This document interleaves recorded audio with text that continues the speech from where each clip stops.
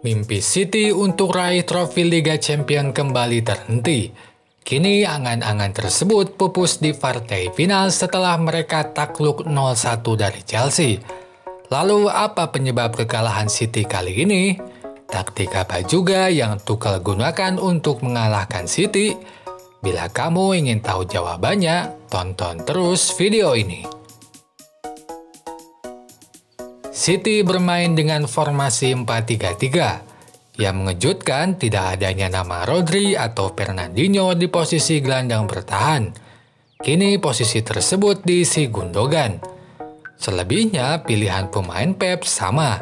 Jantung pertahanan dipercayakan pada Stone dan Diaz. Sementara lini depan dipercayakan pada Mahrez, De Bruyne, dan Sterling. Chelsea menggunakan formasi andalan 3-5-2. Beda dengan City, tidak ada kejutan dalam komposisi pemain pilihan Tuchel. Lini belakang masih dikomandoi Thiago Silva. Dua wingback diisi oleh James dan Chilwell.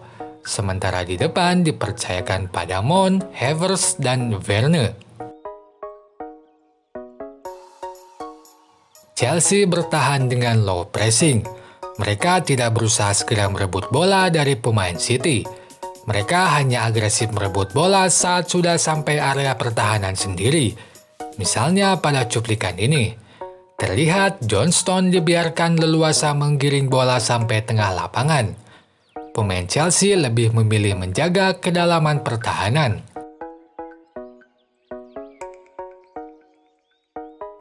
Selain itu, saat bertahan, dua wingback akan berposisi sejajar dengan 3 bek tengah sehingga membentuk formasi 5 bek. Contohnya pada gambar ini. Hadapi taktik tersebut, City memainkan Zinchenko sebagai inverted fullback. Dibanding bermain melebar, ia justru merapat ke tengah. Sementara Foden lebih banyak menemani Kevin De Bruyne di depan. Lebih jelasnya, lihatlah gambar ini. Dengan taktik ini, City bisa menguasai pertandingan. Mereka bisa menguasai setiap area lapangan dengan baik. Bukti sahihnya pada heat map berikut. Pemain City mampu memainkan bola baik di tengah maupun kedua sayap.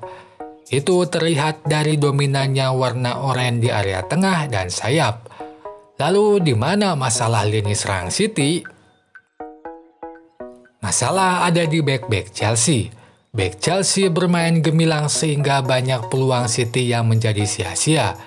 Misalnya pada cuplikan ini, Azpilicueta berhasil memotong umpan City di depan gawang. Akan tetapi, faktor krusial pertahanan justru ada pada James. Ia menjadi pemain dengan tackle terbanyak pada laga ini. Hampir semua tackle-nya dilakukan dalam situasi krusial. Misalnya pada cuplikan ini, Sterling sudah ada di depan gawang, tetapi bola berhasil dijauhkan oleh James.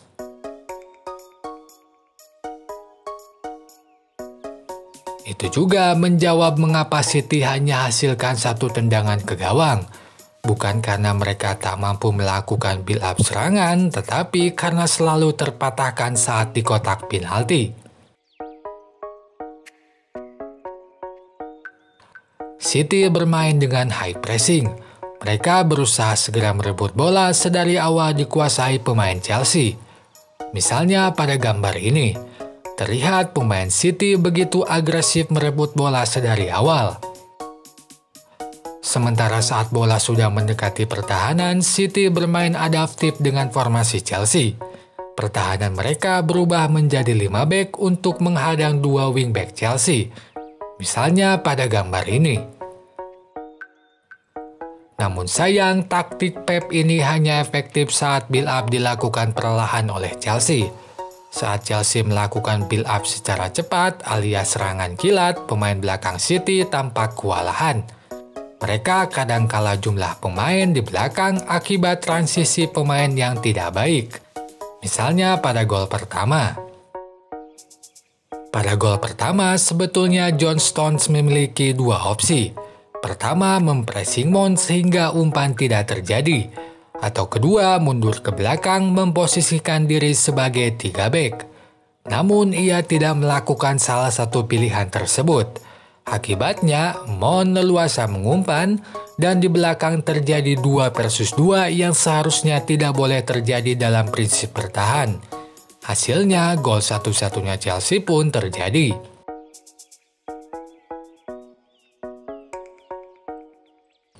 Kondisi ini pun dieksploitasi Chelsea dengan baik pada laga ini.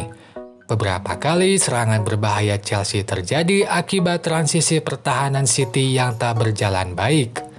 Misalnya pada cuplikan ini, Mahrez tidak turun ke pertahanan sehingga membuat Walker dihadapkan pada 2 pemain yang harus ia antisipasi. Tentu saja kondisi ini berbahaya bagi pertahanan City. Sementara di lini depan, Kai Havertz dan Mason Mount patut dikedepankan. Kontribusi keduanya di lini depan sangat dominan. Bila Mount identik dengan passing-passingnya, maka Havertz identik dengan pergerakan dan golnya. Oke sobat semua, dapat disimpulkan, Chelsea mampu memaksimalkan sisi lemah City dengan serangan-serangan kilatnya. Ampuhnya taktik bertahan City hanya saat build-up Chelsea dilakukan perlahan. Tetapi saat dilakukan cepat, mereka tampak kewalahan. Oh iya, sebelum pamit, jangan lupa untuk tonton juga video analisis lainnya. Sampai jumpa lagi. Goodbye.